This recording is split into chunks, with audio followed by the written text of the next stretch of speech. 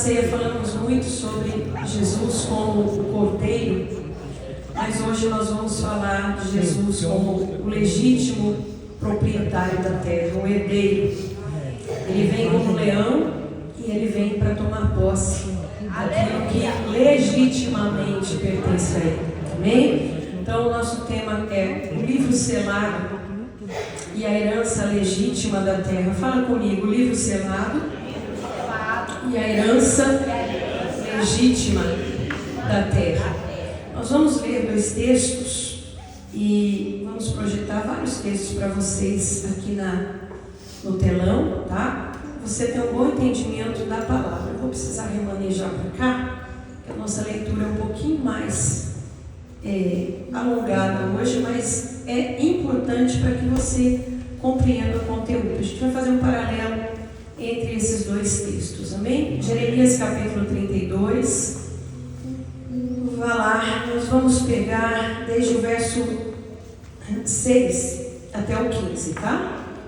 Do 6 ao 15. É importante você ler ou aí na Bíblia, ou talvez aqui na tela, se for projetado. Quem encontrou, diga amém.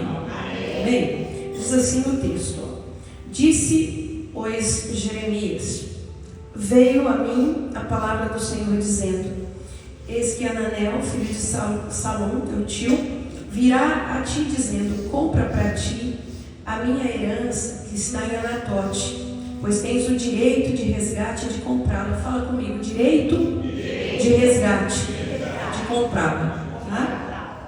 Verso 8: veio, pois, a mim Ananel, filho do meu tio, segundo a palavra do Senhor, ao pátio da guarda, e me disse: compra agora a minha herdade que está em Anatote, na terra de Benjamim, porque teu é o direito de herança e tens o resgate.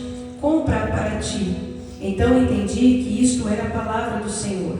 Comprei, pois, a herdade de Ananel, filho de meu tio, a qual está em Anatote, e pesei-lhe o dinheiro, 17 ciclos de prata. Subscrevi o auto e selei-o. Olha, tá tomando a escritura de propriedade aqui, tá? Subscrevi o auto e selei-o. Ele foi confirmado por testemunhas. Pesei-lhe o dinheiro numa balança. Tomei o auto da compra, tanto que estava selado conforme a lei e os estatutos como o que estava aberto.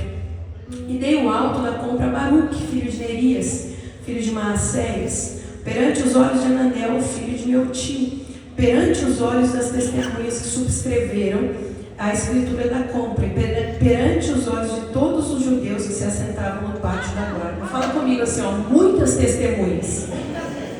Isso, verso 13. E dei ordem a Baruque perante os olhos deles, dizendo: assim diz o Senhor dos Exércitos, o Deus de Israel: toma estes autos, este auto de compra, tanto o selado como o aberto, mete-os num vaso de barro. Fala comigo, coloca num vaso de barro, para que se possa conservar por muitos dias. Finalmente o verso 15: porque assim diz o Senhor dos Exércitos, o Deus de Israel: ainda se compraram casas e campos e vinhas nesta terra. Fala comigo, ainda se comprarão casas, campos e vinhas nessa terra. Agora vai lá para o Apocalipse, vai lá para o último livro da Bíblia, que a leitura é mais enxuta. Capítulo 5 e verso de número 4. Aqui são 4 versículos. Do 4 ao 7, ou melhor, 4 versículos, vamos lá. Apocalipse 5, 4. Eu chorava muito que ninguém fora achado digno de abrir o livro, nem de o ler, nem de olhar para ele. E disse-me um dos anciãos: não chores, eis aqui o leão da tribo de Judá, a raiz de Davi, que venceu para abrir o livro e desatar os 7 selos. Glória a Deus. E olhei, e eis que estava no meio do trono dos 4 animais viventes, entre os anciãos, um cordeiro, como havendo sido morto. Quem é esse, gente? Quem é esse? Quem é esse? Só quem almoçou hoje. Quem é esse? E tinha 7 pontas e 7 olhos, que são 7 Espíritos de Deus enviados a toda a terra. E veio e tomou o livro da destra do que estava assentado no trono. Diga comigo, aleluia! O Cordeiro é digno de abrir o livro. Amém? Queridos, eu sempre comento com vocês que tudo aquilo que está no Antigo Testamento é a sombra do que Deus iria fazer no Novo Testamento.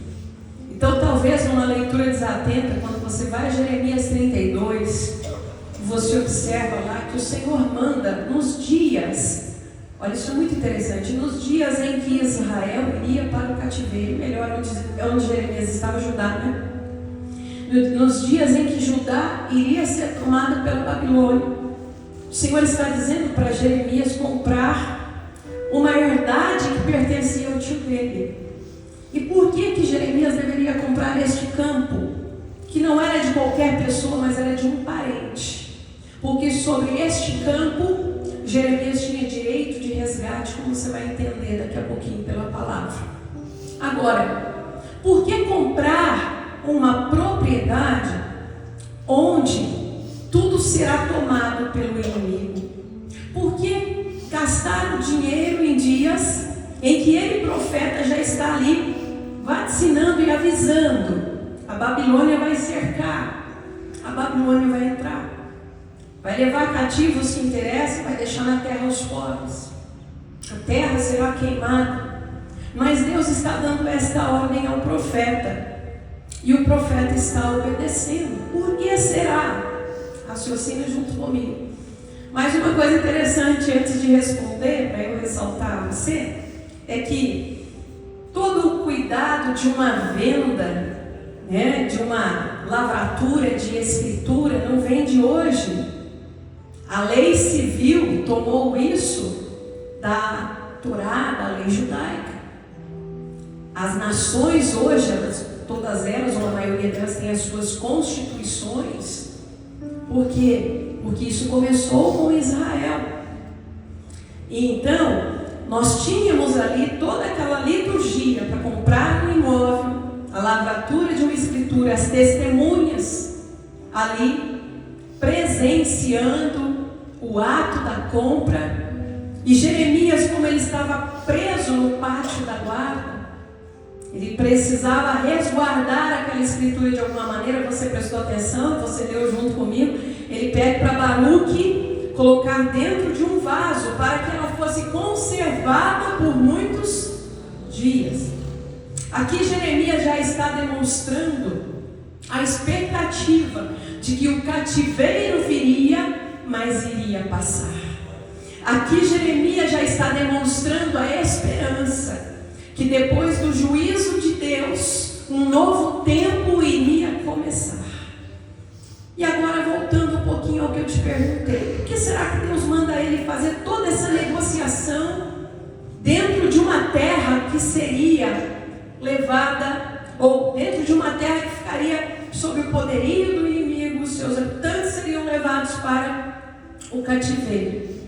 Primeiro, por alguns motivos. Primeiro, porque Deus está anunciando ali no final de toda essa ordem que ele dá para Jeremias, que naquela mesma terra voltaria a se construir casas, campos e vinhas. Deus está confirmando a expectativa. Aconteça o que acontecer, um novo tempo vai chegar. O choro pode durar uma noite, igreja, mas a alegria, ela vem pela manhã. E eu quero falar com você que está aqui, você que vai me assistir, você pode estar passando um momento, aleluia, você pode estar passando um momento tenebroso, você pode estar passando por um momento que você diga assim, acabou, não tem mais o que esperar. Tenho que esperar, porque a alegria vem pela manhã. As coisas se fazem novas quando a nossa vida está na presença de Deus.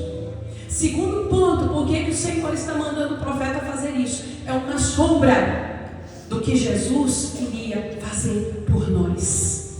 Aqui nós estamos, observando em todas essas características, a compra à vista de duas testemunhas, o selo sobre aquela aquele instrumento de propriedade, a colocação dentro de um vaso para que ele se preservasse, todo o cuidado de Deus, vaticinando, mostrando aquilo que lá na frente iria acontecer. Israel, naquele momento, aquele campo representava a terra, o planeta Terra, e eu já chego lá para você entender melhor. A escritura era a posse legal daquele local.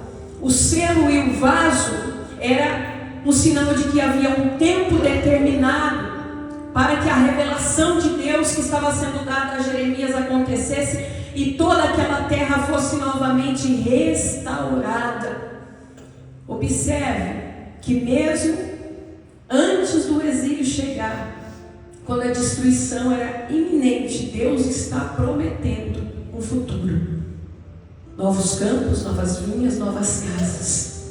E agora vamos fazer para você começar a entender melhor um paralelo com o Apocalipse. O que Jeremias fez? Ele selou a escritura de propriedade, não foi assim? Botou no vaso. Apocalipse, capítulo 5, verso 1, você vai ver que ali existe um livro selado. E essa igreja inteligente já aprendeu, já preguei só sobre isso, então dá para a gente ir adiante hoje. Que este livro selado é a escritura da terra. Um rolo que está escrito por dentro e por fora.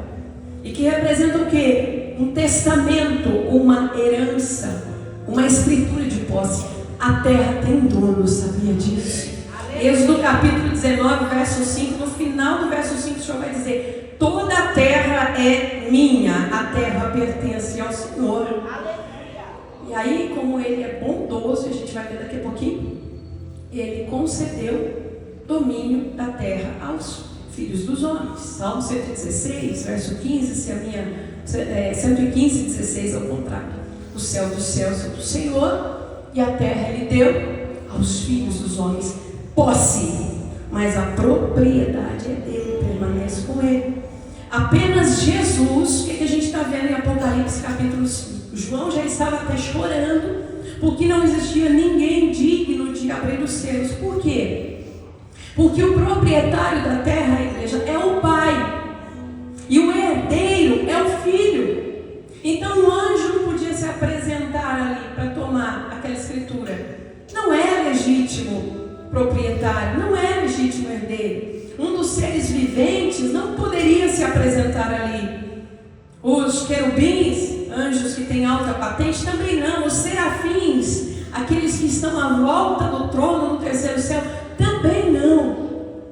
Por mais glória, né? Por mais patente que esses seres tenham, nenhum deles poderia tomar o rolo das mãos do Todo-Poderoso. A abertura dos selos, porque ali nós vamos ver, depois no Apocalipse, uma série de selos sendo abertos, representa o quê? O início de um processo judicial pela propriedade da terra. E nós vamos ver que se iniciam juízos. Por quê? Porque a terra está na mão de um posseiro usurpador. No direito a gente usa esse termo. Quando alguém invade, toma aquilo que não é dele, essa pessoa é chamada posseiro. Por quê? Porque ela está tentando usurpar a posse. E você sabe quem é esse posseiro usurpador? Aquele que foi expulso dos céus. Aquele que de anjo de luz torna-se anjo das trevas. Ele não é o herdeiro legítimo da terra. João capítulo 1 e verso 3, o Evangelho de João vai dizer assim, que em Jesus, nele foram feitas todas as coisas e toda a criação. Romanos, o capítulo 11, o verso 16, fala: porque dele, por ele e para ele, é de quem? É dele a terra. Foram feitas todas as coisas por ele, para ele, dele são todas as coisas. A palavra de Deus declara quem é o herdeiro legítimo. E veja, pelo fato da terra estar nas mãos de um posseiro usurpador, que mostra o seu título usurpado e diz assim: esse título era de Adão, e foi Adão que me deu. Deus, o Senhor, é justo e não volta atrás da sua palavra. Então o tempo que Adão tem domínio aqui foi passado para mim. Até um certo período, quem sabe esse posseiro usurpador falava isso, existe uma lacuna. Mas Jesus vem, despindo-se da sua glória, na simplicidade, na fragilidade de um corpo humano. Jesus, ele redimiu não só a humanidade, mas ele resgatou também a terra. Sabe o que ele fez? Ele pegou aquela cédula do usurpador, ele riscou, ele rasgou e ele se levantou com todo o poder no céu e na terra. Por quê? Porque a terra é dele. A terra é dele.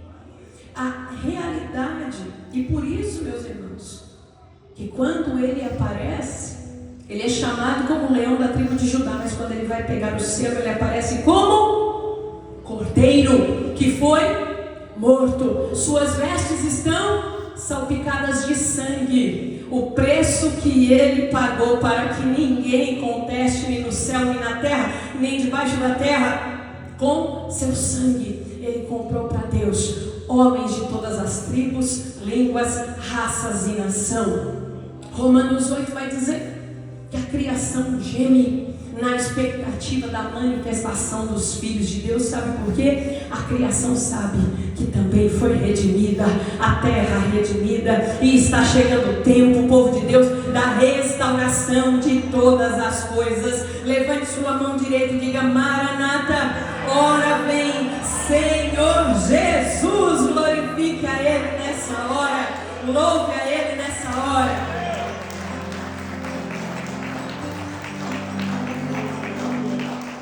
Glória a Deus. A realidade atual da terra, ainda nas mãos do posseiro. Nós estamos vivendo mais ou menos aquele momento. A Babilônia entrou, a Babilônia estabeleceu cativeiros ali, levou alguns, outros que estavam na terra estavam subjugados. Mas existiam pessoas como o profeta Jeremias, que ousava e continuava a anunciar a palavra de Deus.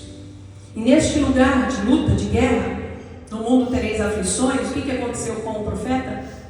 Você viu, em certo momento estava encerrado no pátio, preso. Em outros momentos, foi colocado sobre ele aquele instrumento que eu me esqueci, o nome, que vinha sobre as costas, como se fosse um patíbulo, uma madeira grossa, como aquela que tinha na cruz. De muitas formas, o profeta sofria aflições naquele lugar, mas sua vida não foi tirada. Deus estava com ele em toda aquela situação. O que eu quero dizer para você? Foi nesse sentido que Jesus disse assim: no mundo tereis aflições, mas tenham bom ânimo. O que Jesus está dizendo? É um tempo de guerra, igreja. É um tempo de guerra. Existe um posseiro usurpador na terra. Quando você olha a caoticidade da terra, quando você olha, às vezes vê pessoas subjugadas por esse posseiro usurpador. Mas Deus não deixou a terra só. Deus não abandonou a terra. Este tempo precisa ser cumprido. Não existia um tempo de 70 anos de cativeiro para Judá? Existia. O tempo que eles ficaram lá na Babilônia cativos e a terra ficou subjugada. Mas esses 70 anos passaram, meus irmãos. Existe um tempo, essa legalidade que Adão deu ao maligno tem um período de duração. E ainda assim, Deus não deixou a terra inerte, abandonada nas mãos deste posseiro. Jesus, quando veio, plantou aqui a semente de uma igreja, que é sal da terra e luz do mundo, porque reflete a glória dele, reflete a luz que vem dele.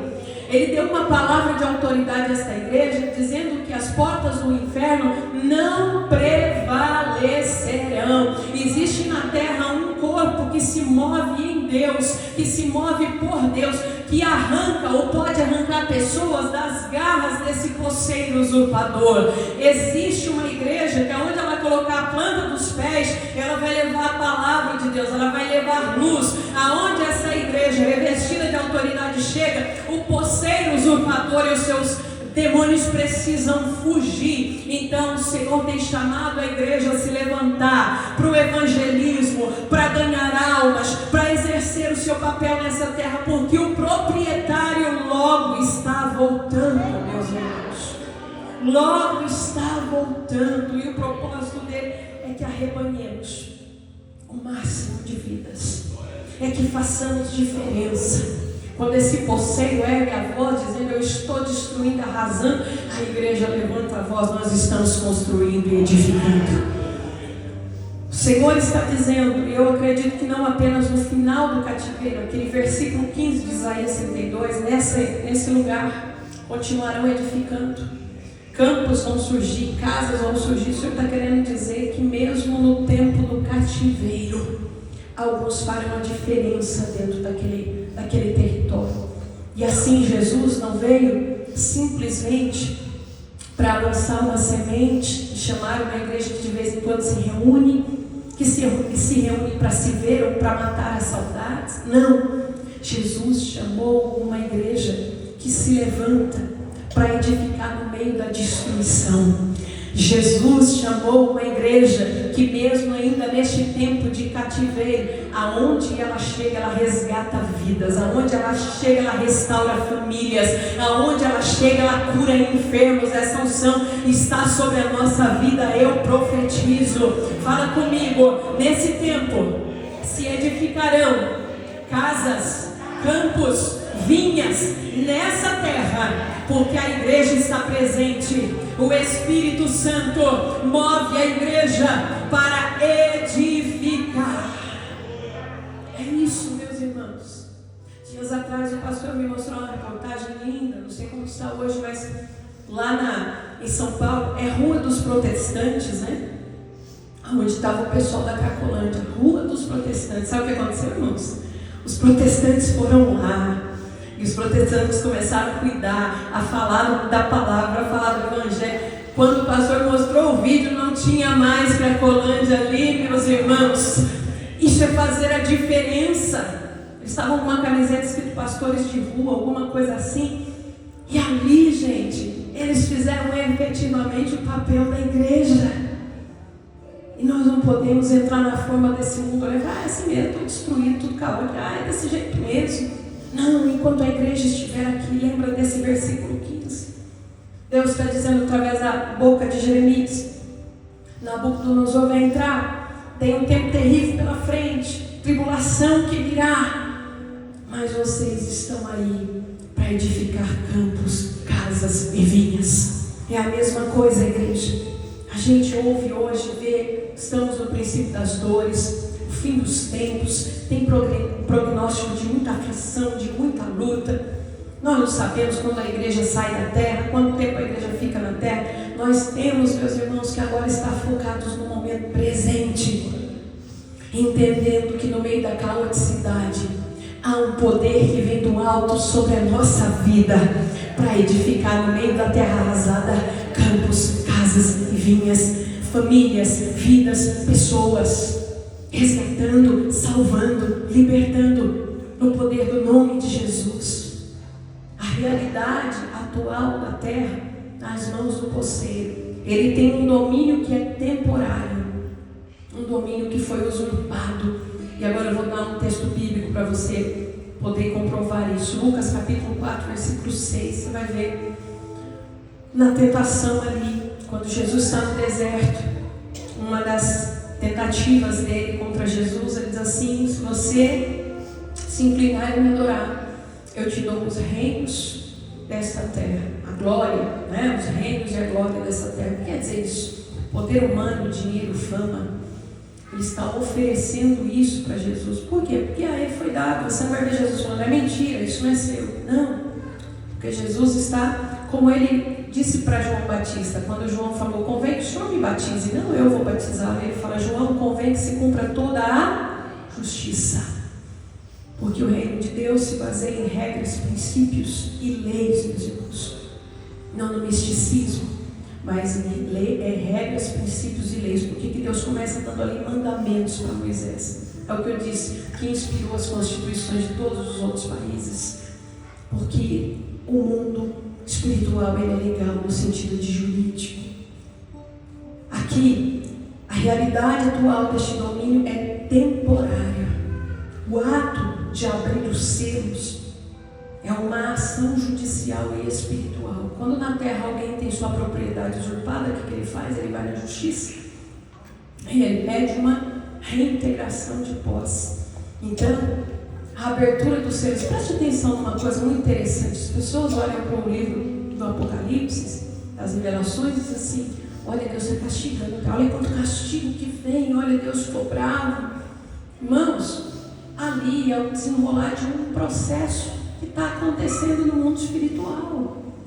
O Senhor proprietário da terra, para resumir, entrega a Adão, que era filho. O filho vai e entrega ao ladrão, ao usurpador. Agora o usurpador entrou na casa, entrou na mansão, diz: agora eu estou aqui. O filho que me deu e ninguém pode tirar.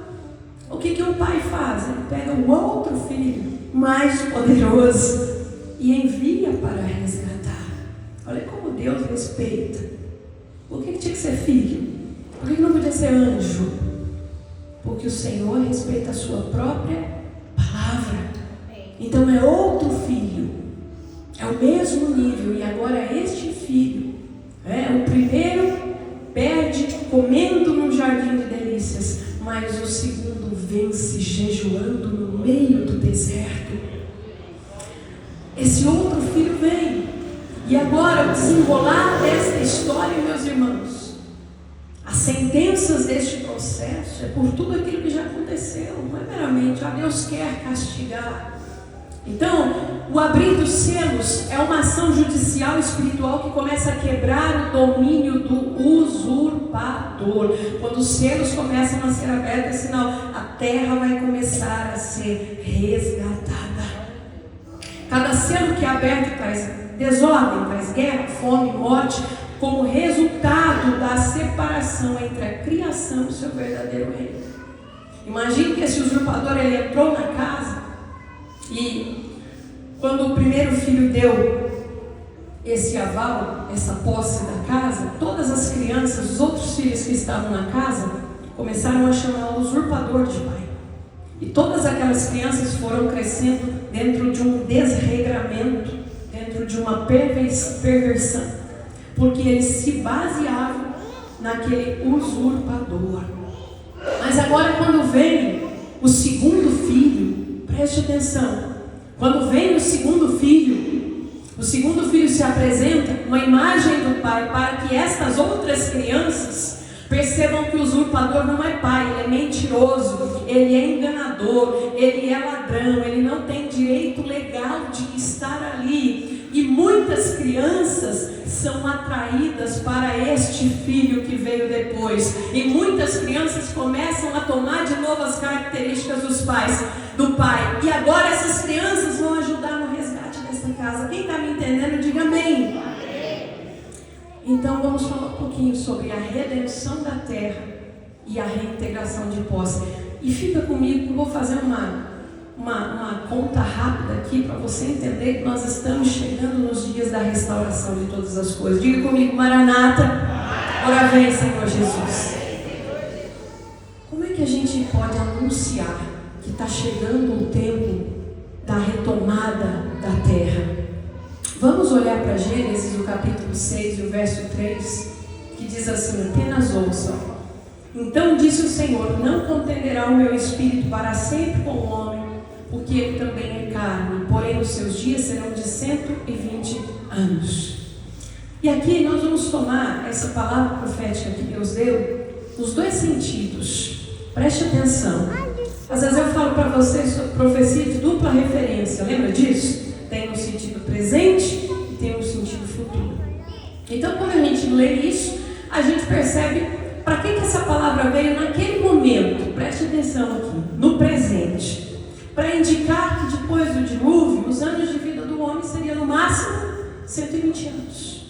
Mas existe um outro sentido, meus irmãos, que muito mais os judeus entendem por estarem mais afetos aos regramentos da palavra de Deus do que nós. E quando nós estudamos, nós entendemos esse segundo sentido que muito nos interessa. Veja só, o segundo sentido trata da questão dos ciclos dos jubileus.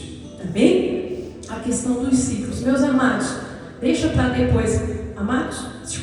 Oi? Deixa para depois. Se não tiver música, não tem problema. O importante é a palavra, tá? Veja só, a questão dos ciclos dos jubileus. O que é isso, pastor? Eu vou lhe explicar. Isso vai trazer esperança dentro do seu coração. Observe uma coisa. Levítico capítulo 25. Essa é a minha primeira premissa para você entender. Levítico capítulo 25, verso 10 diz assim, ó: a terra pertence a Deus. Fala comigo. A terra pertence a Deus e não pode ser vendida perpetuamente. Levítico 25, 23 aí, tá? Veja só, isso aqui é uma afirmação para consubstanciar o que eu comecei dizendo para você, e para você entender o que é o jubileu. O que Deus está dizendo aqui? Lá no Pentateuco, ou Torá, os 5 primeiros livros da Bíblia, lá em Levítico, o que o Senhor está dizendo? Que a terra pertence a Deus. Com isso, as tribos receberam herança. Lembra que o Senhor sempre fala que vai dar a terra a eles por herança, mas não com propriedade absoluta. Então existia uma regrinha lá, a gente entendeu o que Jesus faz agora, que dizia o seguinte: a terra podia ser arrendada por um tempo, mas era um tempo limitado. Quando chegasse o ano do jubileu, ou também o 7º ano, o Shabá, a terra, ou melhor, no ano do jubileu, a terra voltaria para o dono original. O Shabá tem uma série também de situações que coincidem, libertação de escravos, coisas boas aconteciam. Então, o que seria esse ano do jubileu? Veja só, você sabe que o judeu tinha uma ordem assim: trabalhar a terra por 6 anos, quando virava o 7º ano, era o ano de descanso da terra. Você tinha um ciclo de 7 anos. Depois, começava de novo, mais 6 anos, e quando chegasse ao 7º ano, descanso da terra. E assim por diante. Quando eles tinham 7 ciclos de 7 anos, intervalando sempre um ano ali no meio, 7 vezes 7, quem é bom de matemática, 49. Então, quando eles tinham 7 ciclos de 7 anos, 49 anos. Aí, o ano seguinte, o último ciclo dos 7 anos, eles tinham que parar, concorda comigo? Mas como 49 anos, o próximo ano daria 50 anos, eles chamavam de jubileu. Então, o que acontecia? Nesse ano, todas as terras que não estavam em posse dos seus proprietários originais, elas eram devolvidas a esses proprietários. Levítico 25, 23 mostra que a terra de Israel não tem um dono definitivo. O Senhor concede por algum tempo para que eles administrem, e no ano do jubileu aquilo volte ao proprietário original. O jubileu, queridos, representava um monte de coisas boas, como eu disse: a libertação de escravos, restituição da terra aos legítimos donos, a reestruturação social, né? E principalmente era uma sombra profética da redenção que Jesus, o nosso Messias, iria fazer por nós, porque esta regra vale para a terra. Então, o que acontecia de forma pontual, as pessoas olhariam, talvez se eu te contasse isso, você falaria: que legal, pastor, isso vale para Israel, né? Acontecia de forma pontual lá na comunidade judaica, é mais do que uma regra local. Está apontando para o que Jesus vem fazer a nível global, a nível mundial, como proprietário da terra. Continua comigo para você entender. O ciclo profético desses jubileus. Já expliquei para você. 7 ciclos de 7 anos formavam 49 anos. No ano 50 ali, nós tínhamos essa celebração do jubileu. Agora, você sabe o que é interessante? Que a segunda referência lá de Gênesis 6:3, quando fala de que o período do homem na terra seria de 120 anos, o que eu disse para você? A primeira coisa é muito óbvia. Então, depois do dilúvio, o homem máximo 120 anos. E a segunda coisa é encarada pelos judeus como uma contagem desses jubileus. E faz sentido pelo seguinte, meus irmãos, como eles prezam muito por jubileus, eles vão contando o tempo assim. E aí eles perceberam que no final do primeiro ciclo lá de jubileus, os primeiros 40 jubileus, eles têm 2.000 anos, né? A terra completa 2.000 anos. Por quê? Porque aí você vai fazer uma conta, né? Você vai somando. Eu vou fazer muito aqui com o número para não enrolar a tua cabeça, mas quando você pega os 50 ciclos de jubileu, você tem 2.000 anos. Então você pega de Adão até Abraão, olha que interessante, dá exatamente 40 jubileus. Você tem 2.000 anos passados na terra. Aí você pega de Abraão, né, e vem até Jesus, você tem mais 40 jubileus, mais 2.000 anos. Ai, pastor, é coincidência. Olha, uma baita Jesuscidência, né? Porque é igualzinho. Agora, irmãos, 40 mais 40 dá 80 jubileus. Então veja, de Adão a Abraão, 40 jubileus. De Abraão até Jesus, 40 jubileus, 2.000 anos. Agora, de quando Jesus foi crucificado até hoje, já se passaram mais de 2.000 anos. São 6.000 anos. Exatamente isso que os judeus dizem, que quando o Senhor fala o tempo de 120 anos do homem na terra, quando eles consideram isso 120 jubileus, eles também, irmãos, judeus messiânicos, estão anunciando: Maranata, ora vem Senhor Jesus. Porque se de Adão a Abraão foram 40 jubileus, de Abraão a Jesus 40 jubileus, desde que Jesus foi assunto aos céus, nós já temos mais 2.000 anos. Para o judeu, o tempo do homem na terra é mais ou menos 6.000 anos. Então eles também estão bradando: a hora está chegando, Jesus está voltando. Então existe uma comunidade judaica bradando isso, a igreja do Senhor bradando isso. Igreja, é momento de bradarmos: Maranata, ora vem, Ele está voltando, Ele é o proprietário da terra. E olha que coisa linda. Vamos voltar ao momento da crucificação. Nós estamos falando da ceia. Ali nós tínhamos 40 mais 40, 80 jubileus. E aí você tem uma palavra em Atos dos Apóstolos que diz assim, Atos capítulo 3, verso 21. E envie ele a Jesus, que já antes foi pregado, o qual convém que o céu contenha até aos tempos da restauração de todas as coisas. Lembra que eu falei lá no começo da mensagem? O selo de propriedade, ou a escritura que Jeremias tinha em mãos, representava a posse, por direito do local. O vaso, representava o tempo determinado para a restauração daquela terra. Olha o que nós estamos falando. Jeremias estava tipificando ali Jesus. Existia um tempo, 70 anos de cativeiro, mas o povo retornaria.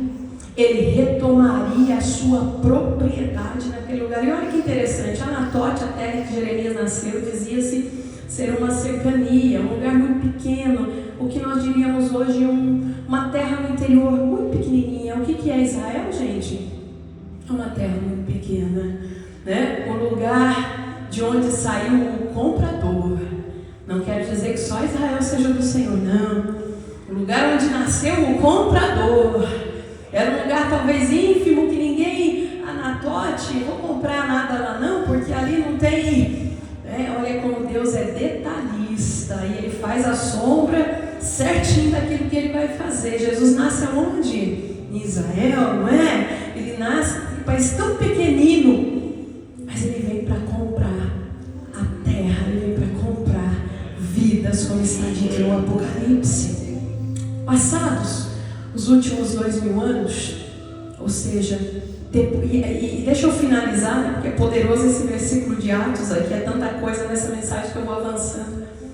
Quando Atos está, a palavra de Deus está dizendo em Atos que convém que o céu contenha Jesus, até que chegue o tempo da restauração de todas as coisas. Dentro dessa reflexão que nós estamos fazendo, irmãos, é o tempo que nós estamos chegando agora. Seja para os judeus, 6.000 anos na terra, seja para nós, igreja, diante de todos os fatos que nós estamos vendo, o tempo da restauração está chegando. E a Bíblia disse que convém que o céu contenha Jesus até esse tempo. Então está chegando a hora que o céu não vai mais conter. Está chegando a hora em que o leão vai rugir, o leão vai bradar.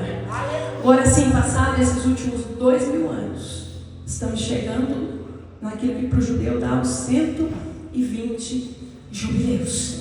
E o que significa isso, pastora? O homem completa 6.000 anos na terra. O que eu já lhe adiantei, o que eu já lhe disse. O tempo da restauração de todas as coisas está chegando.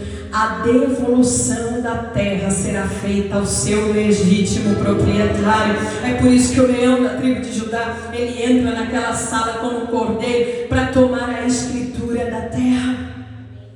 Agora, para eu caminhar para o final, deixa eu te dizer. Por que Jesus, ele aparece para nós como o Redentor legítimo herdeiro da terra? Existe um livro na Bíblia chamado Ruth. Deixa eu usar rapidinho para te explicar. Quem já leu Ruth? Deixa eu ver. Olha, gente, precisa ler Ruth, é um livro maravilhoso, viu? E olha o que você está perdendo quando você não lê Ruth. Quando você acompanha a história de Ruth, você vai ver que é uma moça que vai com a sogra, né? Sai de Belém, porque ali falta o pão por um dado momento. Ela vai para uma outra terra. Nessa terra, para onde ela vai com Noemi, sua sogra, e ela é órfã, que é a outra nora, as duas noras dos 2 filhos. Os filhos morrem lá naquela terra. Ruth fica viúva. E então Noemi fala: olha, voltem, vocês possam refazer suas vidas. A órfã fala: beleza, dá um beijo na sogra e vai embora. A Noemi, inclusive, ali tem aquela declaração bonita que se usa até em casamento, né? Onde você pousar, eu pouso também. Onde você ficar, eu fico também, né? E tal. E nada vai me fazer afastar de ti. E por causa dessa fidelidade, as pessoas fiéis são honradas. Por causa dessa fidelidade, a Ruth é honrada. Ruth, ela vai buscar suprimento, porque veja só, a sogra viúva, eram mulheres que não tinham um provedor na casa. E naquele momento, naquela época, você sabe que isso significava. Então Ruth, ela não pode nem entrar nos campos, ela não tem essa legalidade. Ela fica à volta dos campos de Boaz, esperando o que caia, porque o estrangeiro podia pegar. E ali, esperando por aquilo que cai, é onde Ruth vai conhecer Boaz. É onde Boaz vai demonstrar um interesse por Ruth. Mas olha que interessante, ele vai descobrir que existe um grau de parentesco.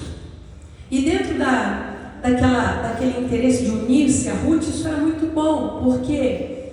Porque todo parente próximo, isso é outro resgate, é outro detalhe da lei judaica, que se você entender, o seu coração vai tremer, você vai entender daqui a pouco o que Jesus fez por nós. Um parente próximo tinha o direito de remir a vida de uma pessoa como Ruth, ou seja, o ser um parente, ele podia casar-se com ela, mas ele descobre que existia outro parente mais próximo. Então Boaz vai até aquele parente e fala: você tem o direito de resgatá-la, Ruth não é minha. E aquele parente fala: não tenho interesse de fazer isso. Aí Boaz fala: então o direito passa para mim. Olha como Deus respeita as regras que ele mesmo colocou.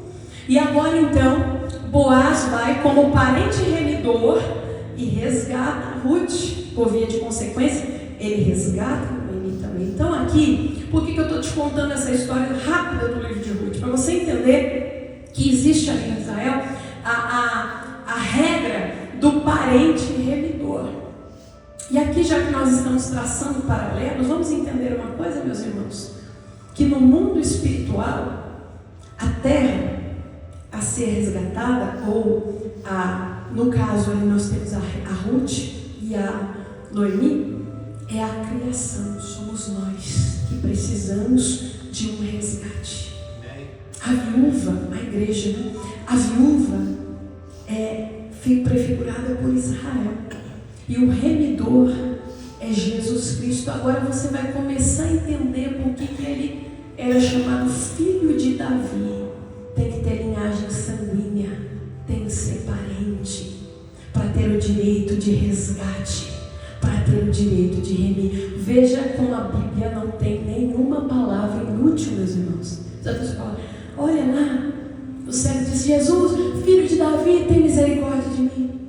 Ou outras vezes, o filho do homem será levado nas mãos dos pecadores. Por que ele está fazendo essa menção de filho do homem?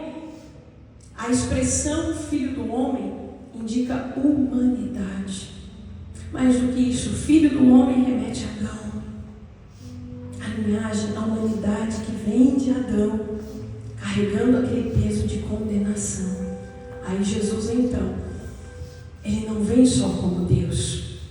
Se ele viesse só como Deus, como diz o gnosticismo, o sacrifício estaria anulado. Preste atenção aqui.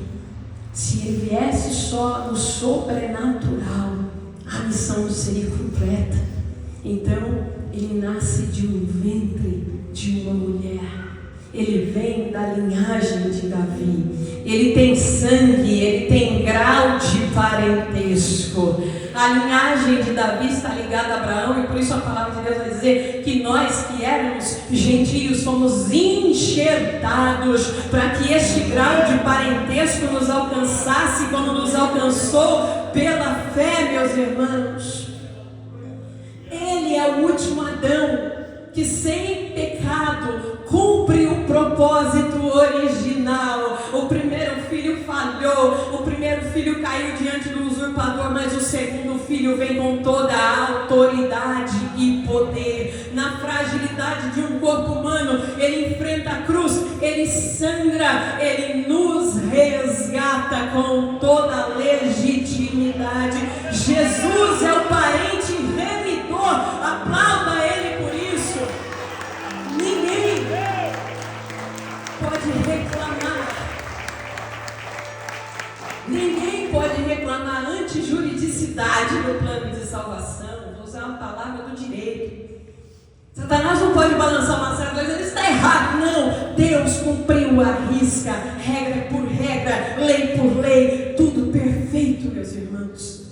Levítico capítulo 25, verso 25, é uma outra revelação que vai, se tiver no Espírito, vai te chacoalhar. Quando alguém lá em Israel perdia a terra por qualquer motivo que fosse, esse parente remidor era chamado por eles de Goel.